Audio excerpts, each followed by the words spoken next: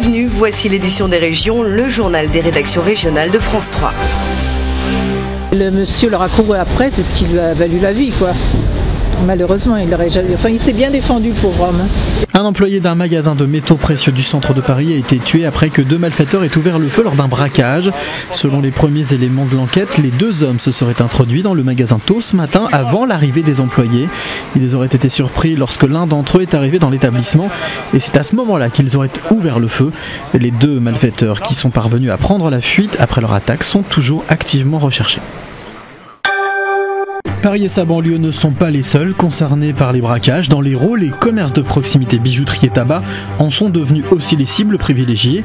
Les buralistes ont donc eu droit à une formation pour savoir quoi faire en cas d'attaque. Incivilité, vol à main armée avec agression physique, braquage avec arme blanche et enfin braquage avec arme de poing. Le stage d'information et de formation sur ce type d'agression a été particulièrement bien suivi. Il faut dire que sur les 20 buralistes de l'arrondissement de Montpellier, 7 ont récemment subi de tels traumatismes. Seulement 1m70. Ça vous donne un peu des frissons déjà de voir quand c'est... Et pourtant c'est simulé. Alors lorsque c'est réel, c'est vraiment traumatisant, ça je peux vous le garantir. La personne qui ouvre le matin très tôt, c'est là, vous regardez un petit peu à droite pendant que vous ouvrez votre rideau et c'est là que vous vous demandez s'il n'y en a pas un qui va surgir. Et le soir, c'est la même chose. Au-delà de ces simulations, les policiers ont expliqué pourquoi il ne faut pas jouer les oraux, ne pas se défendre et ne pas dévisager les agresseurs pour ne pas les provoquer. Au contraire, les représentants de la sécurité publique et du SRPJ ont souligné aux commerçants l'importance des détails à mémoriser pour l'enquête. Nous avons des structures qui permettent de les sécuriser. Nous avons des fonctionnaires qui travaillent sur la prévention situationnelle, qui sont là pour les conseiller. Je dis simplement que la vie humaine est plus importante. Donc je ne leur dis pas de se laisser voler. Je dis simplement qu'il y a certainement des contraintes techniques et des solutions techniques à envisager pour que justement il n'y ait pas de vol important. Gilles Soulier, patron du SRPJ, a rappelé que si l'on ne braque quasiment plus de banques, les cibles du moment sont les bijouteries, tabac et supermarchés. En 2010, 17 tabacs ont été braqués dans la région contre 32 depuis le début de l'année. Un temple protestant de l'île occupé depuis plus d'une semaine par une centaine de sans-papiers en grève de la faim a été évacué hier soir par les forces de l'ordre. Toutes les personnes valides sont parties à pied, encadrées par la police. 4 personnes qui n'étaient pas en état de marcher ont été évacuées par les pompiers. Un important dispositif de sécurité avait été déployé pour les besoins de l'évacuation. A noter que les sans-papiers avaient précédemment occupé pendant quelques heures le siège du Parti Socialiste du Nord, c'était le 8 novembre dernier, ainsi que la maison de la médiation de la mairie de Lille le 2 novembre. Après le texte, l'explication de texte. Le Premier ministre Jean-Marc Ayrault va devoir trouver les bons mots pour traduire aux représentants de l'intersyndicale de Florange qu'il recevra en fin d'après-midi les termes exacts de l'accord conclu avec le groupe Mittal. La parution dans la presse d'une partie du compromis signé avec le géant de l'acier a provoqué la colère des sidérurgistes qui s'estiment trahis, notamment à propos du sacrifice des 2 hauts fourneaux de Florange, mais aussi de la portée réelle des investissements promis. La discussion s'annonce houleuse, car après avoir menacé le magnat indien de nationaliser son site mosellan, le gouvernement socialiste a fait machine arrière. Reste à savoir pourquoi, ou plutôt en échange de quoi. Crash économique en vue pour l'avionneur Sky Aircraft et ses 159 salariés lorrains. L'entreprise qui avait reçu le soutien des pouvoirs publics a été placée en redressement judiciaire début octobre. Et faute de trésorerie, le tribunal de commerce devrait prononcer sa mise en liquidation dès demain. Reste en suspens la question des salaires. Il manque dans les caisses près de 300 000 € pour payer ceux de novembre. L'entreprise développait un projet d'avion tout-terrain baptisé Skylander. Les éventuels repreneurs ont jusqu'au 20 décembre pour se faire connaître. Autre drame social en perspective avec la disparition programmée de cette plateforme logistique de la Vienne. Elle emploie elle aussi 150 salariés, mais dans un bassin d'emploi et un secteur économique déjà sinistré. Quelques livraisons à Ingrande, l'entreprise tourne au ralenti. Il faut dire que les 150 salariés n'ont pas trop le cœur au travail. Ils viennent d'apprendre que leur entrepôt fermera en juin 2014. Ici, la moyenne d'âge des employés est de 43 ans. Maintenant, c'est dur.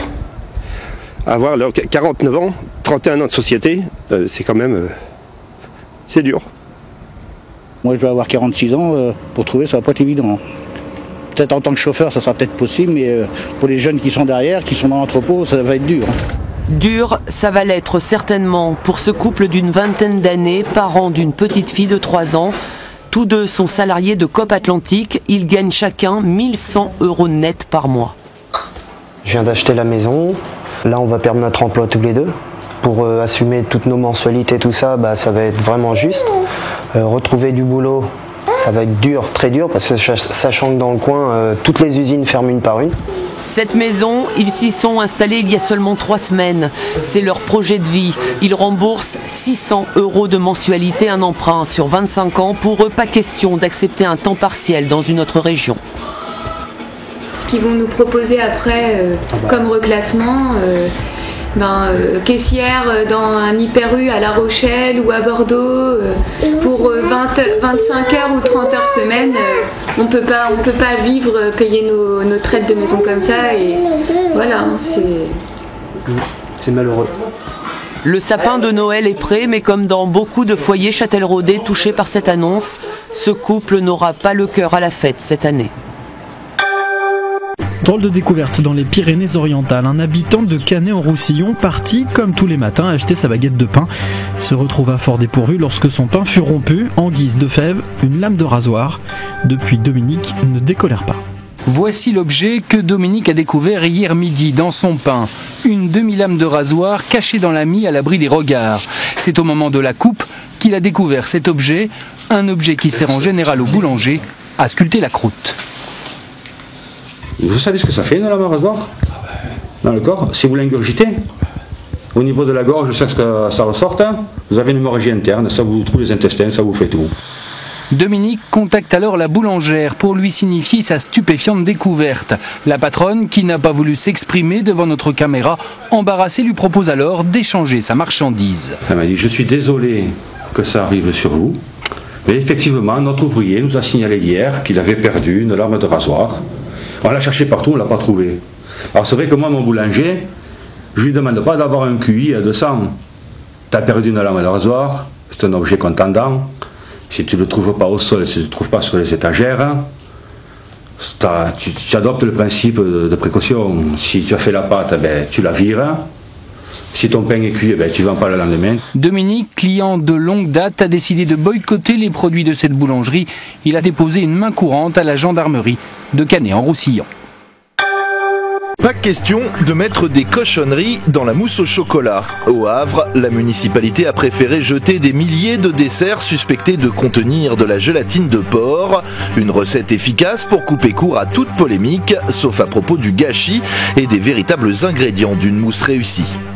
Les enfants privés de mousse au chocolat. C'est ce qui s'est passé jeudi dernier dans les cantines des écoles havraises. Cette décision a été prise dans l'urgence suite aux inquiétudes soudaines de plusieurs cuisiniers sur la nature de leurs ingrédients. Les cuisiniers s'interrogeaient sur la composition animale d'un article qui était une poudre qui sert comme on peut le faire chez soi. En fait, c'est la présence de gélatine de porc, contraire aux pratiques des enfants musulmans, qui a interpellé quelques cuisiniers. La ville du Havre compte 67 cuisines qui produisent chaque jour 8500 repas. Alors dans le doute, la ville a décidé de jeter les desserts déjà préparés et de les remplacer par un autre. Franchement, c'est idiot parce qu'il y a d'autres façons de faire des mousses au chocolat. Donc il suffit que juste des œufs et des tablettes de chocolat. Il n'y a pas besoin de gélatine de porc pour faire des mousses au chocolat. Nos enfants ne mangent pas de porc. Donc si aujourd'hui il y a des aliments qui ont de porc, je crois qu'il faut vraiment veiller, il faut chercher une solution. Du côté de la ville, les choses sont clairement établies depuis des années. Le principe de laïcité prime, toutefois des concessions sont faites.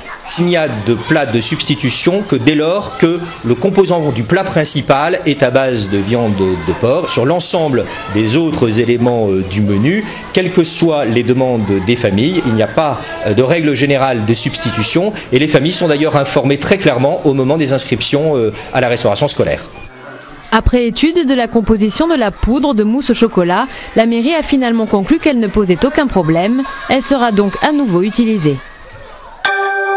Image rare à présent, celle d'une naissance sous-marine en captivité. Baleos est né le 28 novembre au parc Astérix. À peine expulsé, le bébé dauphin remonte à la surface pour s'oxygéner. Une semaine après cet émouvant balai aquatique, Baleos mesure déjà 1,20 m et pèse 20 kg. S'il suit en permanence sa mère, le bébé vit également sous la protection d'une marraine. Bailey, c'est sa grande sœur en fait, qui a 13 ans.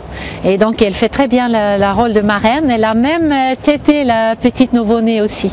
Donc elle tète sa mère beaucoup et un petit peu sa sœur aussi. Baleos devra attendre 2 ans pour pouvoir avaler du poisson comme ses aînés. D'ici là, les équipes du parc vont veiller très attentivement à son bon développement. À défaut d'offrir pour Noël à vos enfants un vrai dauphin 100% gaulois, inutile de vous jeter pour autant sur des bouts de plastique venus de Chine. Il existe encore quelques rares fabricants de jouets 100% français qui résistent à l'invasion, avec pour potion magique une cocarde tricolore. Ce n'est pas le repère du Père Noël, encore que l'endroit soit un peu secret. Bienvenue dans le temple du jeu de société. 220 000 boîtes sortent chaque année de ces imposantes chaînes de fabrication. Une production 100% française qui dure depuis plus de 80 ans. Nous fabriquons de la mallette de jeu classique et traditionnelle, comme les petits chevaux, jeux de dames, jeux de loi. Nous faisons aussi des coffrets de magie et des jeux sur la France, comme les départements ou les régions. Difficile aujourd'hui pour l'affaire familiale de lutter contre les produits chinois qui fabriquent à bas coût. Mais à Mussy-sur-Seine, on veut y croire. 30 personnes font tourner l'activité et il y a un indicateur qui met du baume au cœur de tous. La tendance amorcée depuis un peu plus d'1 an d'acheter 100% français. Le phénomène a été très profitable. On a un logo fabriqué en France qu'on mettait en tout petit sur nos coffrets et mallettes et il est de plus en plus gros tous les ans. Cette fabrique de jeux reste l'une des dernières de la région. Les frères Ferriot mettent un point d'honneur à ne pas délocaliser l'activité en Chine. Une qualité de produit certes plus chère en magasin et un savoir-faire qui reste à ce jour inégalé. Que diriez-vous d'un petit spectacle de marionnettes? Et pour cela, direction les Hauts-de-Seine pour découvrir le festival Marteau. Marteau étant la contraction de marionnettes et théâtre d'objets. Des spectacles qui dépoussièrent le genre à découvrir jusqu'à samedi dans 5 villes du 92. Il est bien loin le temps de Guignol où le manipulateur se cachait derrière son castelet. Douda Paiva est aujourd'hui l'un des maîtres incontestés de l'art de la marionnette.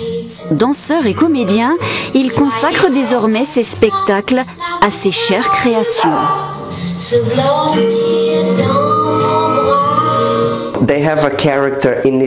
Les marionnettes ont leur caractère. Nous coexistons. Elles ne sont pas mes alter ego. Nous sommes des entités séparées. Voudriez-vous quoi? Je voudrais... L'Israélienne Yael Rassoli, elle, a choisi la simplicité du papier découpé pour nous faire suivre les aventures imaginaires d'une secrétaire éprise de son patron.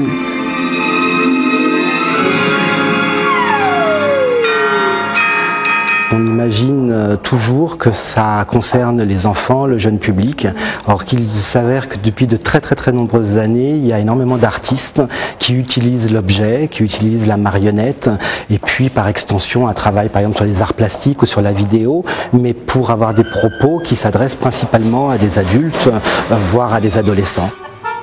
Marteau est un festival hors du commun qui attire chaque année plus de spectateurs parce qu'il nous raconte des histoires bousculant les frontières et les conventions.